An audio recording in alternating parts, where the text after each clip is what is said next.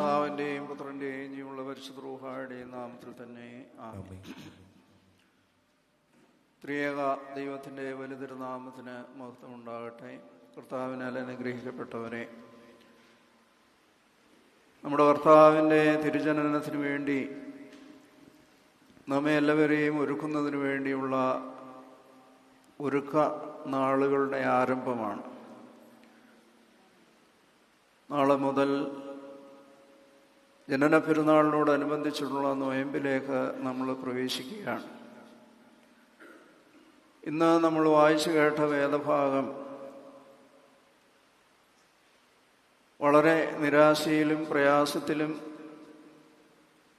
ലജ്ജയിലുമൊക്കെ കഴിഞ്ഞിരിക്കുന്ന രണ്ട് സ്ത്രീകളുടെ സമാഗമനമാണ്.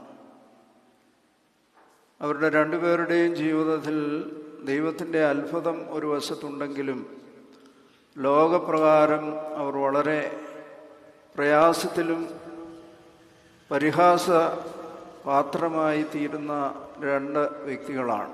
അവർ ഹൃദയത്തിൽ ആ വേദനയും പ്രയാസവും ഒക്കെ ഉണ്ട്. അവർ തമ്മിലുള്ള സമാഗമനം സഭാപിതാക്കന്മാരെ സംബന്ധിച്ചിടത്തോളം ഒരു വലിയ ഒരു ഐക്കണാണ്. മറിയാമും എലിശബായും തമ്മിൽ കണ്ടുമുട്ടുന്ന ആ രംഗം സ്വർഗം ഭൂമിയോട് സമീപിക്കുകയാണ്.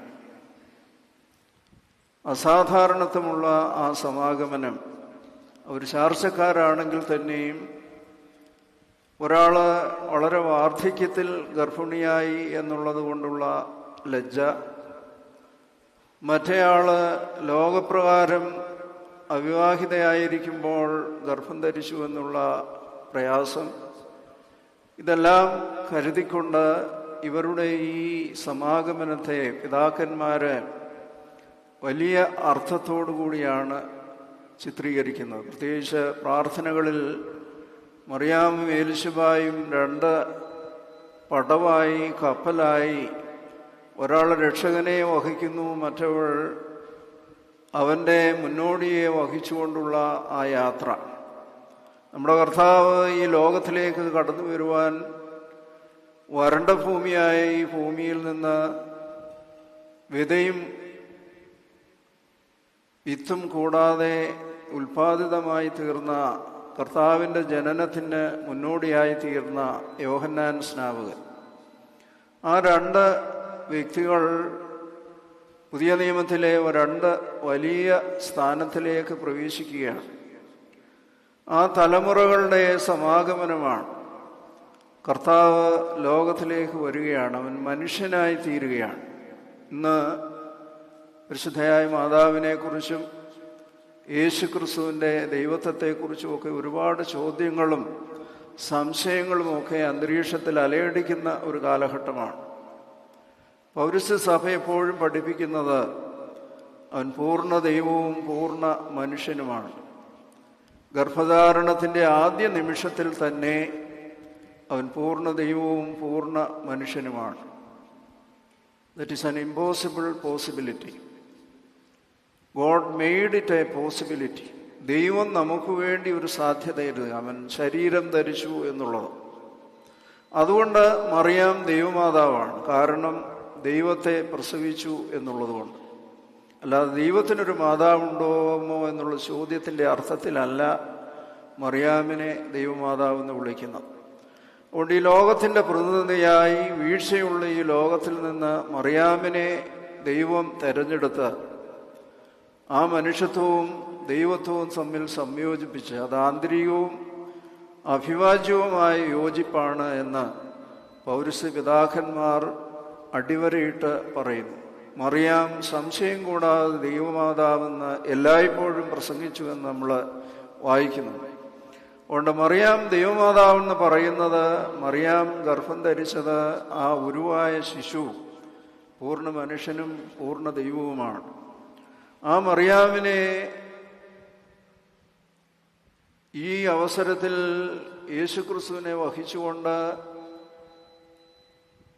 തൻ്റെ ചാർച്ചക്കാരിയായ എലിശബായുടെ അടുത്തേക്ക് വരുമ്പോൾ, ഏതാണ്ട് 6 മാസം ഗർഭവതിയായ എലിശബായ വാർദ്ധക്യത്തിൽ ഗർഭിണിയായി തീർന്ന വ്യക്തി, ആ വന്ദനസ്വരം ചെവിയിൽ പതിച്ചപ്പോൾ ഉദരത്തിലെ ശിശു ആനന്ദം കൊണ്ട് തുള്ളിച്ചാടി. തൻ്റെ ചാർച്ചക്കാരിയായ 13 വയസ്സുകാരിയോട് എൻ്റെ കർത്താവിൻ്റെ മാതാവ് എൻ്റെ അടുക്കൽ വരുവാനുള്ള ഭാഗ്യം എനിക്ക് എവിടെ നിന്നുണ്ടായി എന്ന് എലിശുവ പറയുകയാണ്. ഒരു അഭൗമികമായ സാഹചര്യമാണ്. ഇന്നത്തെ സാഹചര്യത്തിൽ നമ്മൾ ഓർക്കേണ്ട ഒരു കാര്യമാണ്, നമ്മൾ കാണുന്നതും കേൾക്കുന്നതുമൊക്കെ നമ്മുടെ പിൻതലമുറയെ വളരെയേറെ സ്വാധീനിക്കും എന്നുള്ളത് ഇന്ന് ടെക്നോളജിയൊക്കെ വികസിച്ചു വരുമ്പോൾ അത് കൂടുതൽ കൂടുതൽ നമുക്ക് മനസ്സിലായി വരികയാണ്. ആയതുകൊണ്ട് മറിയാമിൻ്റെ വന്ദനസ്വരം കേട്ടപ്പോൾ എലിശുബായുടെ ഉദരത്തിൽ ശിശു സന്തോഷത്തോടെ കുതിച്ചു തുള്ളി.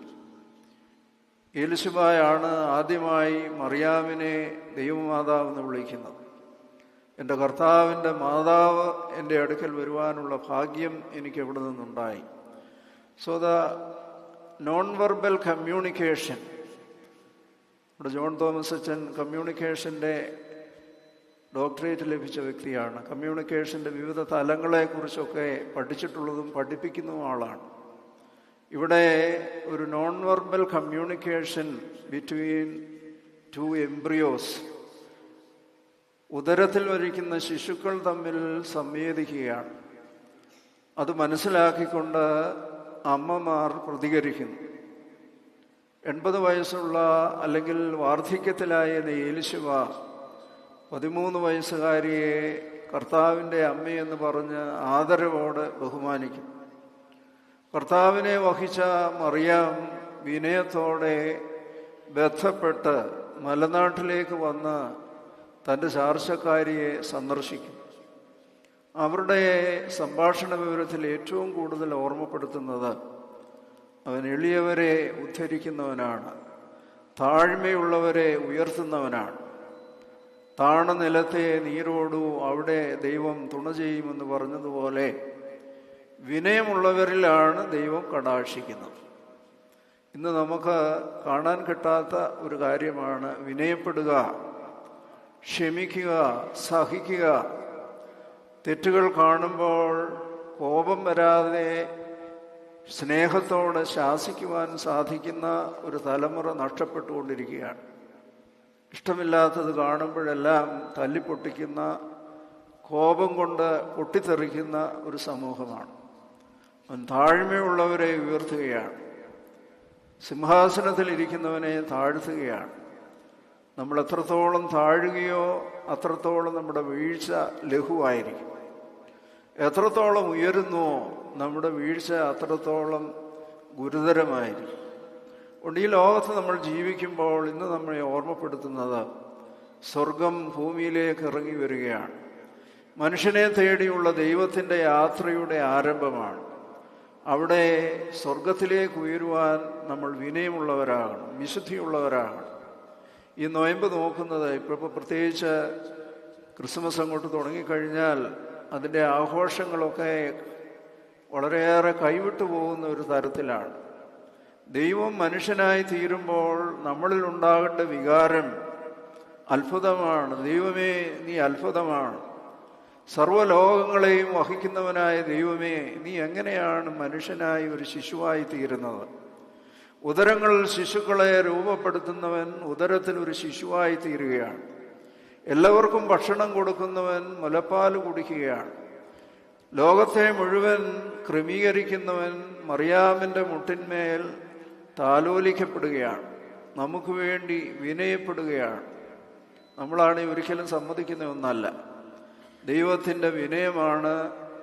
കുരിശിലെ മരണത്തോളം അവൻ അനുസരണമുള്ളവനായതുകൊണ്ടാണ് സ്വർഗത്തോളം ഉയരുവാൻ തക്കവണ്ണം ദൈവം കരുതലോടെ ആ മനുഷ്യാവതാരത്തെ നമ്മുടെ മുമ്പാകെ അവതരിപ്പിക്കുകയാണ്. ആയതുകൊണ്ട് ഈ നൊയമ്പ് കാലഘട്ടത്തിൽ നമ്മെ ഓർമ്മപ്പെടുത്തുന്നത് സ്വർഗം നമ്മളിലേക്ക് വരികയാണ്. മറിയാം ബന്ധപ്പെട്ട് മലനാട്ടിലേക്ക് വരികയാണ്. അവിടെ പ്രത്യേകം ഉപയോഗിക്കുന്ന പദം ബന്ധപ്പെട്ട് തിടുക്കത്തിൽ സന്തോഷത്തോടെ ചാർച്ചക്കാരുടെ അടുക്കലേക്ക് കടന്നു വരികയാണ്. സ്വർഗമാണ് ഇനിഷ്യേറ്റീവ് എടുക്കുന്നത്. ഭൂമി അതിനനുസരിച്ച് പ്രതികരിക്കുവാനായിട്ട് പ്രതീക്ഷിച്ചുകൊണ്ടിരിക്കുകയാണ്. വത്തിക്കാനിലെ സിസ്റ്റൈൻ ചാപ്പലിൽ സൃഷ്ടിയെക്കുറിച്ചുള്ള അതിമനോഹരമായ പെയിൻറ്റിങ്ങിൽ ആദാമിൻ്റെ കൈ ഇങ്ങനെ തളർന്നു കിടക്കുകയാണ്. അവനെ രക്ഷിക്കുവാൻ ദൈവത്തിൻ്റെ സൂക്ഷ്മതയോടെ കൈ നീട്ടുന്ന ആ ചിത്രീകരണം വളരെ പ്രസിദ്ധമായ ഒരു ചിത്രീകരണമാണ്.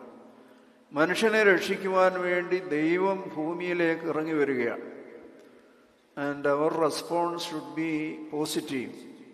നമ്മൾ ദൈവത്തോട് എങ്ങനെയാണ് പ്രതികരിക്കുന്നത്? കയറിട്ട് കൊടുത്താലും കമ്പിട്ട് കൊടുത്താലും കൈ നീട്ടിയാലും അതിൽ പിടിച്ച് കയറുവാനുള്ള വിനയം നമുക്കില്ലാതെ സ്വന്തം ഇഷ്ടപ്രകാരം ജീവിക്കുന്ന ഒരു തലമുറ, അവരുടെ നാശത്തെക്കുറിച്ച് പുതിയ നിയമത്തിൽ ഒരുപാട് ഉദാഹരണങ്ങൾ നമ്മൾ കാണുന്നു.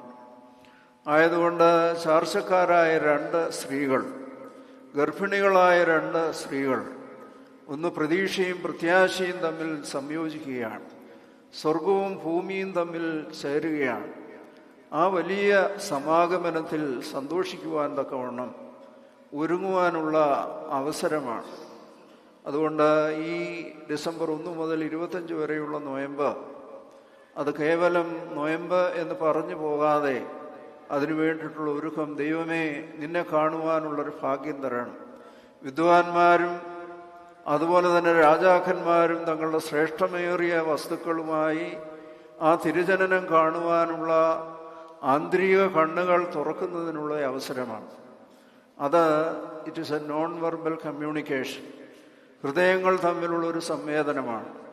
ദൈവം നമ്മളോട് സംസാരിക്കുവാൻ തക്കവണ്ണം നമ്മുടെ ചെവികളെ ദൈവത്തിന് ഹിതകരമാക്കി തീർക്കുകയാണ്.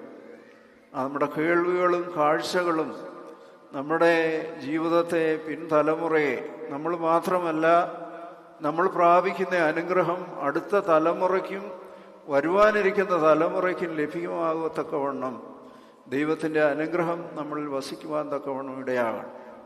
അതുകൊണ്ട് താഴ്മയുള്ളവരെ അവൾ ഉയർത്തി, ഉയർന്നവരെ, അഹങ്കാരികളായവരെ താഴ്ത്തി എന്ന് പറയുന്നത് പോലെ ദൈവത്തിൻ്റെ ആ വലിയ പ്രവർത്തനം നമ്മളിൽ വ്യാപരിക്കുവാൻ തക്കവണ്ണം ഒരുക്കമുള്ളവരായി സ്വർഗം ഭൂമിയിലേക്ക് എഴുന്നള്ളുമ്പോൾ ഭൂമി സ്വർഗസമാനമായി തീരുവാൻ തക്കവണ്ണം ദൈവത്തിന് ഹിതകരമായി ജീവിക്കുവാൻ നമ്മളോട് ആവശ്യപ്പെടുകയാണ്. മറിയാമും ഏലിശുബായും തമ്മിലുള്ള സമാഗമനം, പഴയകാലത്ത് കപ്പലിൽ കൂടിയാണ് വ്യാപാരങ്ങളൊക്കെ നടക്കുന്നത്. ഓരോ കപ്പലും വരുമ്പോൾ ആളുകൾ ഓടിക്കൂടും. ചിലപ്പോൾ രാജാക്കന്മാർ പോകുമ്പോൾ ആ കപ്പലിന് എസ്കോർട്ടൊക്കെ കാണും. ആ സാധന സാമഗ്രികളുടെ സംരക്ഷണത്തിന് അതിന് ചുറ്റും ചെറിയ വള്ളങ്ങളുണ്ടാകും.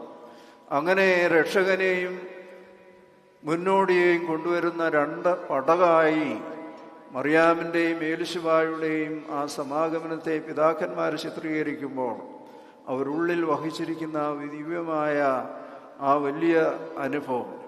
യോഹന്നാനെക്കുറിച്ച് പറയുന്നുണ്ട്, സ്ത്രീകളിൽ നിന്ന് ജനിച്ചിട്ടുള്ളവരിൽ യോഹന്നാനേക്കാൾ വലിയവൻ ആരും ഉണ്ടായിട്ടില്ല. കാരണം ഗർഭത്തിൽ വെച്ച് തന്നെ പരിശുദ്ധാത്മാവ് കൊണ്ട് നിറഞ്ഞു. ദൈവത്തെ കാണുവാൻ, ദൈവസ്വരം കേൾക്കുവാൻ അമ്മയ്ക്ക് സാധിച്ചതുകൊണ്ട് ആ മകൻ സ്ത്രീകളിൽ നിന്ന് ജനിച്ചവരിൽ ഏറ്റവും ശ്രേഷ്ഠനായി തീർന്നു. അടുത്ത തലമുറ അനുഗ്രഹിക്കപ്പെടണമെങ്കിൽ മാതാപിതാക്കളുടെ പ്രാർത്ഥന, അവരുടെ സമർപ്പണം, ജീവിത വിശുദ്ധി, ഇത് വളരെ പ്രധാനപ്പെട്ടതാണ് എന്ന് നമ്മെ ഓർമ്മപ്പെടുത്തുകയാണ്. ആയതുകൊണ്ട് നമ്മുടെ രക്ഷകൻ യോഹന്നാൻ സ്നാപകനെ കണ്ട് അവൻ്റെ ചുമതല മുന്നോടി എന്ന നിലയിൽ അവൻ്റെ ആഗമനം വിളിച്ചു പറയുക എന്നുള്ളതാണ്. അത് ഗർഭത്തിൽ വെച്ച് തന്നെ അവൻ്റെ ജോലി തുടങ്ങി. യോർദാൻ നദിയിൽ അവൻ വിളിച്ചു പറയുന്നുണ്ട്, എൻ്റെ പിന്നാലെ വരുന്നവൻ എന്നേക്കാൾ ശ്രേഷ്ഠനാണ്, അവൻ്റെ ചെരുപ്പിൻ്റെ വാറഴിപ്പാൻ പോലും ഞാൻ യോഗ്യനല്ല. പ്രായമുള്ളയാളാണ്, പക്ഷെ പറയുകയാണ് അവൻ ശ്രേഷ്ഠനാണ്, അവനോ വളരണം, ഞാനോ കുറയണം.